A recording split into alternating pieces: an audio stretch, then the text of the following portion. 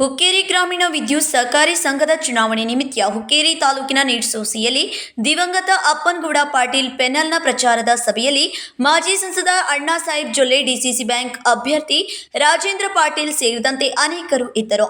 ಅರ್ಬಾಮಿ ಶಾಸಕ ಬಾಲಚಂದ್ರ ಜಾರಕಿಹೊಳಿ ಮಾತನಾಡಿ, ಜಾರಕಿಹೊಳಿ ಕುಟುಂಬದ ವಿರುದ್ಧ ಕೆಲ ವಿರೋಧಿಗಳು ಜನರಿಗೆ ದಿಕ್ಕು ತಪ್ಪಿಸುವ ಕೆಲಸ ಮಾಡುತ್ತಿದ್ದು, ಜಾರಕಿಹೊಳಿ ಸಹೋದರರು ಲಿಂಗಾಯತ ವಿರೋಧಿಗಳೆಂದು ಅಪ್ರಚಾರ ಮಾಡುತ್ತಿದ್ದು, ಜನರು ಅಂತವರಿಗೆ ಕಿವಿಗೊಡ್ಡಬಾರದು ಎಂದು ಹೇಳಿದರು.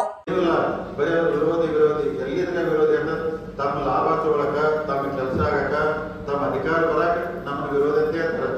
ಕೆಲಸ ಮುಗಿದಂತರ ಏನು ಮಾಡೋದು. ಅದಕ್ಕೆ ದಯಮಾನ್ಯ ಎಲ್ಲ ಸಮ ವಿಶೇಷವಾಗಿ ವೀರ ಸೇವಾ ಲಿಂಗಾಯತ ಮತದಾರರಲ್ಲಿ ಕೈ ಮುಗಿದು ವಿನಂತಿ ಮಾಡ್ಕೊತೀನಿ. ಅದರ ಜೊತೆ ಎಲ್ಲಾ ಸಮಾಜರು ವಿನಂತಿ ಮಾಡ್ಕೊತೀನೋ, ಜಾತಿ ಹೆಸರು ಹೇಳಿ ಅವ್ರ ಅಧಿಕಾರ ತೋರ್ತಾರ ವಿನ ಯಾರಿಗೂ ಉಪಕಾರ ಮಾಡಲ್ಲ. ದಯಮಾಡ್ತಾವೆ ಎಲ್ಲರಿಗೂ ಹೇಳಿದ್ರೆ ನಿಮ್ಮದ ಪರಿವರ್ತನೆ ಬದಲಾವಣೆ ಖಂಡಿತ ಆಗ್ತೈತಿ. ಇಲ್ಲಾಂದ್ರೆ ಅಣ್ಣಾ ಸಾಹೇಬ್ ಜೊಲ್ಲೆ ಏನಾಗ ಪೊಲೀಸರು ಬರ್ತಾರೋ, ನಾವನು ಬರ್ತೈತಿ, ಹೆಲಿಕಾಪ್ಟರ್ ಬರ್ತೈತಿ, ಆಮೇಲೆ ಏನು ಮಾಡೋಕ್ಕಾಗೋದಿಲ್ಲ.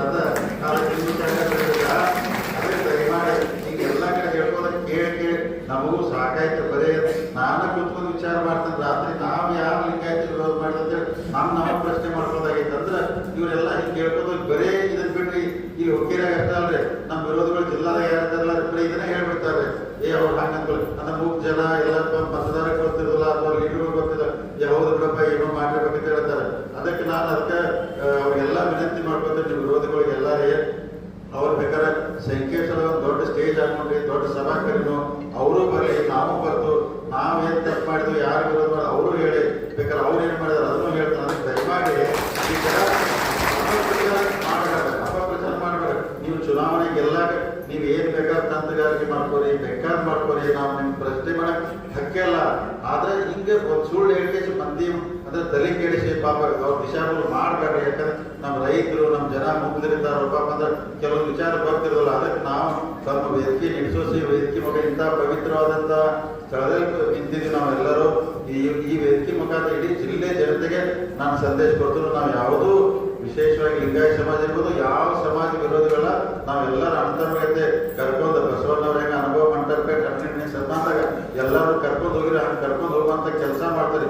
ಇನ್ನೂ ಎಲ್ಲಿನೊಳಗೆ ಅದನ್ನೇ ಹೇಳಿ ಕೇವಲ 3 ರಿಂದ 5 ಸಾವಿರ ನಮ್ಮ ನಾಯಕ ಸಮಾಜ ಓಟ್ ಇದ್ದಲ್ಲಿ ಹೈಯೆಸ್ಟ್ 70,000 ಲಿಂಗಾಯತ ಸಮಾಜವು, 45,000 ಹಾಲ್ಮತ ಸಮಾಜ, 40,000 ಉಪ್ಪಾರ ಸಮಾಜವು, ಜೈನರು, ಮರಾಠ, ದಲಿತರು, ಮುಸಲ್ಮಾನ್ ಇರುವಂಥ ಕ್ಷೇತ್ರದೊಳಗೆ ನಾನು ಹುಡುಕಾಡ್ಕೋತ ಹೋದ್ರೆ 3 ರಿಂದ 4 ಸಾವಿರ ನಮ್ಮ ಜಾತಿ ಓಟಿಲ್ಲ.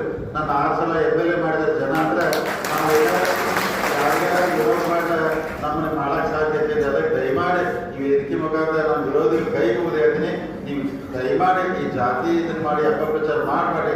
ನೀವು ಚುನಾವಣೆ ಬೇಕಾದ್ರೆ ನಮ್ಮ ಸೋಲಿಸ್ರಿ, ಗೆಲ್ಲಿಸ್ರಿ, ಅದು ಅವರ ಹಣೆ ಬರ, ಅವ್ರ ನಸೀಬ. ಅದಕ್ಕೆ ದಯಮಾಡಿ ಈ ವೇದಿಕೆ ಮುಖಾಂತರ ಇಡೀ ಹುಕ್ಕೇರಿ ತಾಲೂಕಿನ ಜನತೆ ಎಲ್ಲ ವಿನಂತಿ ಮಾಡ್ಕೊತೀನಿ. ನಾವು ಯಾವ ಸಮಾಜ ವಿರೋಧಿಗಳನ್ನ ನಾವು ಅಭಿವೃದ್ಧಿ ಮಾಡಬೇಕು, ಒಳ್ಳೆ ಮಾಡಬೇಕು.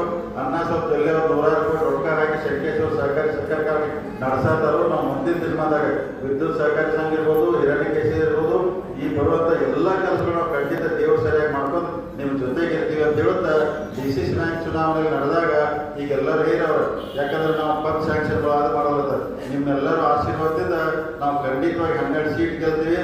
ಅಧ್ಯಕ್ಷ ನಮ್ಮವರದ್ದು, ಅದು ವಿಶೇಷವಾಗಿ ಅಧ್ಯಕ್ಷ ನಾನು ಲಿಂಗಾಯತ ಸಮುದಾಯದವರ ಅಧ್ಯಕ್ಷ ಮಾಡ್ತಾರೆ. ಡಿಸಿಸಿ ಬ್ಯಾಂಕ್ ಬೇರೆ ಯಾರೂ ಆಗೋದಿಲ್ಲ. ನಾವು ಅಧ್ಯಕ್ಷ ಲಿಂಗಾಯತ ಸಮಾಜ ಮಾಡುತ್ತೇವೆ, ನಾವು ಲಿಂಗಾಯತ ವಿರೋಧ ಹೇಗಾಗ್ತದೋ ಅವ್ರು ದಯಮಾಡಿ ಇರಬೇಕು. ನಾವು ಲಿಂಗಾಯತ ಸಮಾಜ ಡಿಸಿಸಿ ಬ್ಯಾಂಕ್ ಹೊಸ ಅಧ್ಯಕ್ಷ ಮಾಡಿ 5,000 ಅಧ್ಯಕ್ಷ ಇರ್ತೀವಿ. ಅದಕ್ಕೆ ದಯಮಾಡಿ ಇಂಥ ಅಪಪ್ರಚಾರ ಮಾಡಬಾರ್ದೈತಿ. ಮತ್ತು ನಾವೆಲ್ಲ ವಿಶೇಷವಾಗಿ PKPS ಜಾತಿಯ ಹೆಸರು ಬಳಸಿ ಅಧಿಕಾರಕ್ಕೆ ಬರುತ್ತಾರೆ ಹೊರತು ಯಾರೂ ಸಮಾಜಕ್ಕೆ ಸಹಾಯ ಮಾಡುವುದಿಲ್ಲ. ಡಿಸಿಸಿ ಬ್ಯಾಂಕ್ ಚುನಾವಣೆಯಲ್ಲಿ 12 seat ಗೆಲ್ಲುತ್ತವೆ.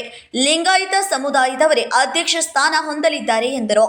Sachin Kamble, KMM Kannada news, Hukkeri.